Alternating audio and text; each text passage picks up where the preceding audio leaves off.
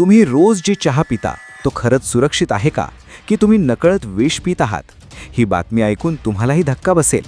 तेलंगणा पोलिसांनी एका मोठ्या रॅकेटचा पर्दाफाश केलाय, जिथे बनावट चहापत्ती तयार करून बाजारात विकली जात होती. या कारवाई दरम्यान तब्बल 4500 किलो चहापत्ती जप्त करण्यात आली, ज्यामध्ये 3000 किलो पूर्णपणे नकली होती आणि उरलेली 1500 किलो एक्सपायर्ड चहापत्ती होती. पण सगळ्यात धक्कादायक गोष्ट पुढे आली. ही नकली चहापत्ती तयार करण्यासाठी हानिकारक केमिकल आणि कृत्रिम रंग वापरले जात होते, जे थेट आपल्या आरोग्यावर परिणाम करू शकतात. गिरोहाचे सदस्य वेगवेगळ्या राज्यांतून स्वस्थ आणि एक्सपायर्ड चहापत्ती आणत होते. त्यात रंग आणि केमिकल मिसळून ती बाजारात ताजी असल्यासारखी विकली जात होती. ही बनावट चहापत्ती हैदराबाद आणि आसपासच्या अनेक भागात सप्लाय केली जात होती.